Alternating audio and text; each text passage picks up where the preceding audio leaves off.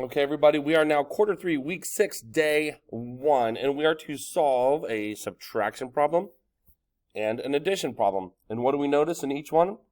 There are decimals. And when we're adding and subtracting decimals, we line them up. So let's go ahead and do that.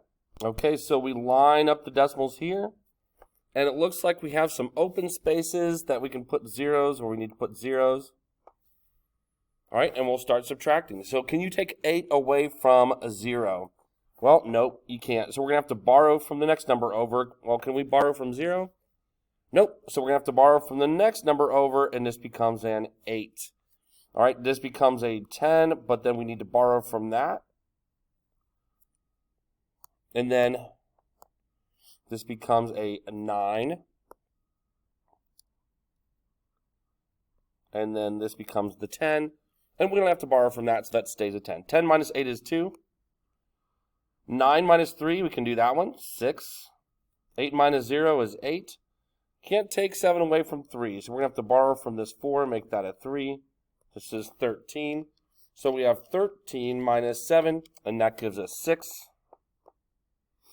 3 minus nothing is 3. 8 minus nothing is 8. So bring that to decimal. The answer is 836.862. All right, so then we lined up the decimals on this side. We're adding, so we really don't have to worry about borrowing and different things like that, but we'll put the 0 there just to make it look even. 4 plus 0 is 4. 8 plus 3 is 11. 9 plus 9 is 18, plus 1 more is 19. 8 plus 8 is 16, plus 1 more is 17. 4 plus 2 is 6, plus 1 more is 7. Bring down the decimal. 779.14. Okay, so those are your answers for those two problems. Okay, now we are to fill in the blank. We are comparing millimeters to meters. And I'm telling you, 1 meter is 1,000 millimeters. Well, it's going to be hard to get from 1,000 to 300. So what I'm going to do is I'm going to scale down right off the bat, and one thing that I notice is that if I divide 1,000 by 10, that will give me 100 millimeters. And then if I do 1 divided by 10, well, that just moves the decimal over one place, and that's going to give me 0.1, 0.1. Okay, so at this point, I want to get from, can I get from 100 millimeters to 300 millimeters pretty easily? Yeah, I could just multiply by 3. 100 times 3 is 300 millimeters. So we're scaling down and then scaling back up. So we're going to do 0.1 times 3, which would be 0.3 meters. So it says to fill in the blank, for every 300 millimeters, that would be the same as 3/10 of a meter. So that's the answer that would go right there. All right, that's all we have to do. The easiest way is probably to do it that way. Scale it down so that it's compatible, right, the 100 to 300, and then scale it back up. All right, there we go. What is the value of x to the third power plus 4 when x equals 6? Okay, well, let's just go ahead and plug this in there for wherever the x is. So instead of x to the third power, it's going to be 6 to the third power plus 4. Okay, so 6 to the third power, remember, is not 6 times 3. It is 6 times 6 times 6. So 6 times 6 is 36. We know that. Now that we do 36 times 6, and that equals 216 plus 4. Okay, this is pretty easy. Add 4 more to 216.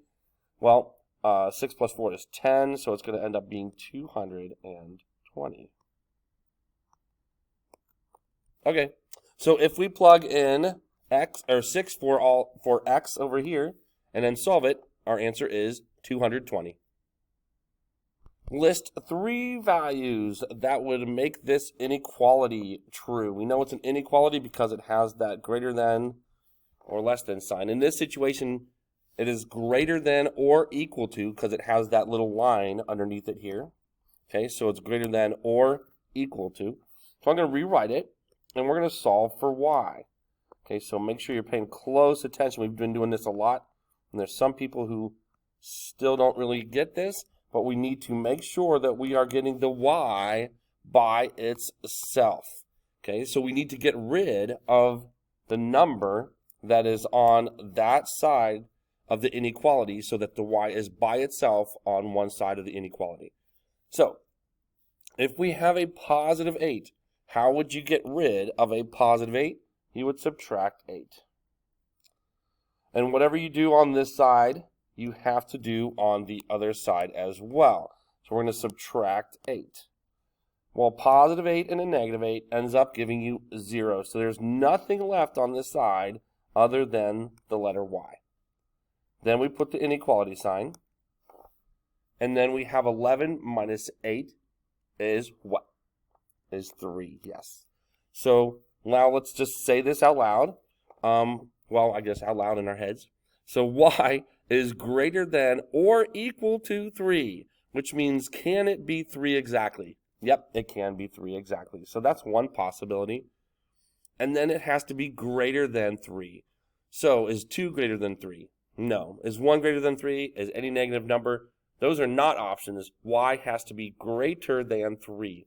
So it could be any number larger than 3. So it could be 4, it could be 5, it could be 6, it could be 90, it could be 14. It could be any number bigger than 3. It doesn't matter, as long as it is 3 or larger. All right, so that's how we solve that one. And we have infinite possibilities for the answer, but we know it has to be 3 or larger than 3. On the first day of the baseball tournament, Jesse scored 2 runs. On the second day, 4 runs. On the third day, 6 runs. If this pattern continues, how many runs should Jesse score on the 8th day? You know what? I think I have an idea for this one. Let's put day and then runs. Runs. All right, and then on day 1, there was 2 runs. On day 2, there was 4 runs. On day 3, there was 6 runs. Well, do we notice there's a pattern here? So basically on each day, you just double that amount. 1 times 2 is 2. 2 times 2 is 4.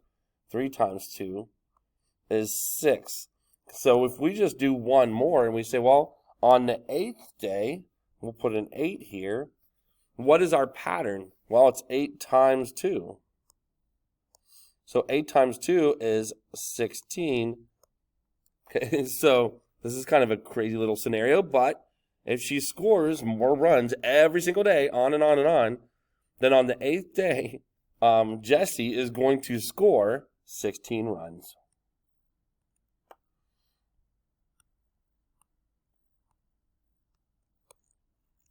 Okay, so how many runs should Jesse score on the 8th day? Well, she's going to score 16 runs on that day. That's going to be pretty impressive. But that's the answer. Okay, we need to find the volume of this rectangular prism. Okay, or we could possibly, if we knew for sure that this top and bottom was square, could possibly be called a square prism. But it looks like it's not, right? Because this is 4 and this is 1 1/4. So even though it kind of looks like a square, so it's a rectangular prism. All right, so to find the volume, we have to do length times width times height, right? So I went ahead and wrote this down. 4 inches, which would be 4 over 1, and then 1 1/4 inches, and then 12 1/8 inches. So we are looking for what the answer would be, inches cubed, right? Because that would be volume. All right, so 4 over 1 is perfectly fine. We don't have to mess with that one. We are just fine with it being 4 over 1. But 1 1/4 is a little bit hard to work with. So I'm going to go ahead and rewrite 4 over 1 times, well, 1 times 4 is 4, plus 1 more is 5. So we're going to have to put 5 on the top and 4 on the bottom. Okay, so with this one here, it's a little bigger number, of course. So we have 12 times 8, which is 96, plus one more is 97. Okay, so we have a 97 over 8. Okay, so we can do just a little bit of cross-reducing before we go on. We can see that there's a 4 here, there's an 8 here. 4 goes into 4 once. 4 goes into 8 twice. Okay, and if there's any other cross-reducing we can do, it doesn't really look like it, right? Nothing that's really easy to do. So we're going to have to do doing the numerators, 1 times 5, which is just 5, and then 5 times 97, which is 485. Okay, then on the bottom here, we have to do 1 times 4 on the denominators, and then which is just 4. 4 times 2 is 8. Okay, and now we have to see how many times does 8 go into 485. So we're going to do 485 divided by 8, and it's going to go into it 60 times with some left over. Okay, so 6 times 8 is 48. So basically we have 480. Okay, so 60 sets of 8 would be 480. And if we've used up 480 of the 485, how much is left over? Well, there's going to be 5 left over in the numerator out of 8. So, our answer would be 60 and 5/8 inches cubed. So, there's our answer for that one. The volume for this is 60 and 5/8 inches cubed. All right, we have Ari painting blocks of wood for a project. Each block is 8 centimeters long, so I labeled that, 4 centimeters wide, and 5 centimeters high. So what is the surface area of each block? Okay, so surface area means we're going to find the area of the front, the back, the sides, right and left sides, and the top and the bottom. So let's do the front and the back first. Well, this is going to be up and down, which is 5 times 8. Well, 5 times 8 is 40. So I'm going to write that down once, and I'm going to write it down a second time. Why am I writing it down twice? Because there's a front and there's a back. All right, so let's do the sides now. Well, the sides are 4 times 5. So 5 times 4 is 20, and I'm going to write that down twice. Why twice? Because there is a right side and there is a left side. Then we're going to do the top and the bottom. The top is 4 by 8. Okay, so 8 times 4 is 32, and I'm going to write that down twice because there is both a top and a bottom. Now I'm just going to add them up. 0 plus 0 plus 0 plus 0 plus 2 plus 2 is 4. Then we have 4 plus 4 is 8. 9, 10, 11, 12. 12 plus 6 is 18. So the whole surface area is going to be 184 centimeters squared. Okay, so to paint the whole thing, she's going to have to paint 184 centimeters squared, which basically means you're going to have a bunch of little centimeters. Okay, and each one of those, there's going to be 184 of those if you cover the entire outside of that box. So 184 centimeters squared. All right, this last one, it says, what is a statistical question? This is very likely going to show up on some state tests and different things like that, but it's just so easy. All you're doing is just understanding a definition. So a statistical question must have variability. What does that mean? It has to vary. Like, for example, how tall is Bob? That's one answer. But if you say how tall is each person in 6th grade, you're going to have lots of different answers. So how old is Sarah? That's going to be one answer. That's not statistical. But if you say how old is each person in this grade level, that's going to be a lot of different answers. That is statistical. Or what is Kyle's favorite food? Is not, but what is each person's favorite food is. So that is a statistical question, something that has variance. So it's not just one possible answer. There's many different possible answers.